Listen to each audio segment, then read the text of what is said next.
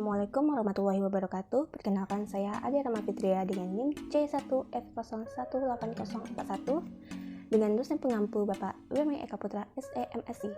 Baiklah, pada video kali ini saya akan membahas mengenai kerangka dasar penyusunan dan penyajian laporan keuangan syariah. Nah, yang perlu kita ketahui itu ada 2 poin. Itu pertama, kerangka dasar penyusunan dan penyajian laporan keuangan syariah. Yang kedua, konsep dasar akuntansi menurut AAOI, FI, dan pemikir Islam. Nah, sini ada 7 poin pembahasannya. Yang pertama yaitu kerangka dasar penyusunan dan penyajian laporan keuangan syariah. Nah, di sini terlihat kerangka dasar atau konseptual akuntansi adalah salah satu sistem yang melekat dengan tujuan-tujuan serta sifat dasar yang mengarah pada standar yang konsisten dan terdiri atas sifat, fungsi, dan batasan dari akuntansi keuangan dan laporan keuangan. Dan kerangka konseptual diperlukan agar dihasilkan standar dan aturan yang koheren yang disusun atas dasar yang sama sehingga menambah pengertian dan kepercayaan para pengguna laporan keuangan serta dapat dibandingkan di antara perusahaan berbeda atau periode yang berbeda.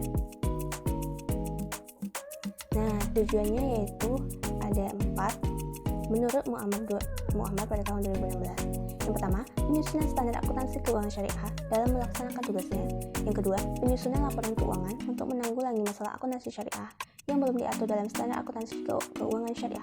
Yang ketiga yaitu auditor dalam memberikan pendapat mengenai apakah laporan keuangan disusun sesuai dengan prinsip akuntansi syariah yang berlaku secara umum. Yang keempat, para pemakai laporan keuangan dalam menafsirkan informasi yang disajikan dalam laporan keuangan yang disusun sesuai dengan standar akuntansi keuangan syariah. Pengguna dan kebutuhan informasi. Di sini berdasarkan IAE pada tahun 2007 paragraf 9, pemakai laporan keuangan meliputi ada 11 yaitu pertama, investor sekarang dan potensial. Yang kedua, pemilik dana CAR. Ketiga, pemilik dana syirkah atau temporer. Yang keempat, pemilik dana titipan. Yang kelima, pembayar dan penerima zakat, infak, sedekah, dan wakaf. Yang keenam, pengawas syariah. Yang ketujuh, karyawannya. Yang kedelapan, pemasok dan mitra usaha lainnya. Yang kesembilan, pelanggan. 10, pemerintah, dan 11, masyarakat. Paradigma transaksi syariah. Di sini didasarkan pada paradigma dasarnya yaitu alam semesta diciptakan oleh Tuhan sebagai amanah yaitu kepercayaan ilahi dan sarana kebahagiaan hidup bagi seluruh umat manusia untuk mencapai kesejahteraan hakiki secara material dan spiritual. Nah, syariah merupakan ketentuan hukum Islam yang mengatur aktivitas umat manusia yang berisi perintah dan larangan, baik menyangkut hubungan interaksi vertikal dengan Tuhan maupun interaksi horizontal dengan sesama makhluk. Prinsip syariah yang berlaku umum dalam kegiatan muamalah yaitu transaksi syariah mengikat kepada secara hukum bagi seluruh pelaku dan stakeholder entitas yang melakukan transaksi syariah. Asas transaksi syariah. Di sini ada 5 asas transaksi syariah. 1. Persaudaraan atau ukhuwah. 2. Keadilan. 3. Kemaslahatan. 4. Keseimbangan. 5. Universalisme. Selanjutnya yaitu mengenai karakteristik transaksi syariah. Implementasi transaksi yang sesuai dengan paradigma dan asas transaksi syariah harus memenuhi karakteristik dan persyaratan sebagai berikut. Di sini ada 12, teman-teman dapat membacanya. Nah, selanjutnya yaitu tujuan laporan keuangan. Tujuan laporan keuangan adalah menyediakan informasi yang menyangkut posisi keuangan, kinerja serta perubahan posisi keuangan suatu entitas syariah yang bermanfaat bagi sejumlah besar pemakai dalam pengambilan keputusan ekonomi. Nah, poin kedua itu konsep dasar akuntansi menurut AAOI, FI, dan pemikir Islam. Nah, yang pertama itu mengenai tujuan akuntansi keuangan dan laporan keuangan. Manfaat dengan ditentukannya tujuan akuntansi keuangan untuk lembaga keuangan syariah menurut AAOI, FI yaitu sebagai berikut. Yaitu dapat teman-teman baca pada slide tersebut.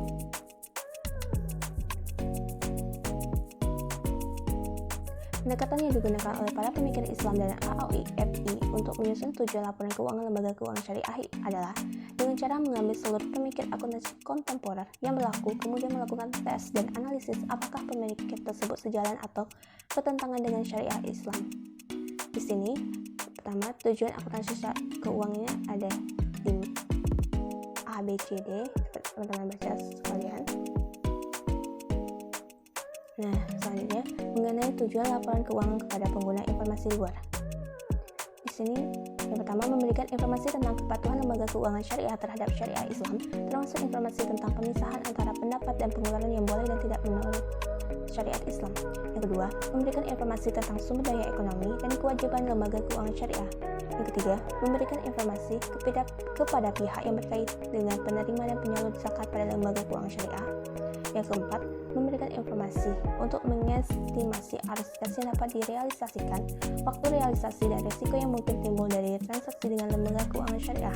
Yang kelima, memberikan informasi agar pengguna laporan keuangan dapat menilai dan mengevaluasi lembaga keuangan syariah apakah telah menjaga dana serta melakukan investasi dengan tepat, memperoleh imbal hasil yang memuaskan.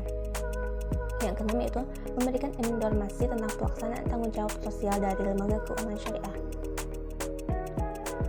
Selanjutnya yaitu mengenai pemakai dan kebutuhan informasi pemakai laporan keuangan melalui AAOI FI antara lain sebagai berikut. Ada 7 yaitu pertama pemegang saham, kedua pemegang investasi, ketiga pemilik dana yaitu bagi deposan bank, yang keempat pemilik dana tabungan, kelima pihak yang melakukan transaksi bisnis, yang keenam pengelola zakat, dan ketujuh pihak yang mengatur.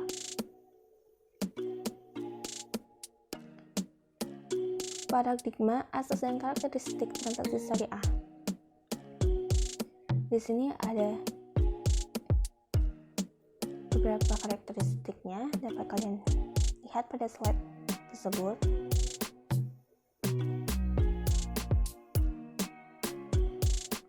Nah, selanjutnya mengenai bentuk laporan keuangan.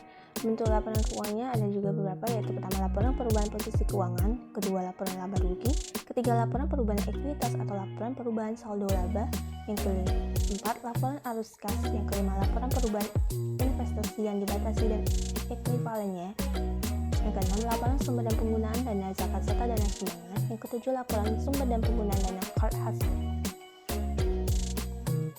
Nah, syarat-syarat laporan keuangan yaitu syarat kualitas laporan keuangan AAOI FI yaitu A. Relevan, B. Dapat diandalkan, C. Dapat dibandingkan,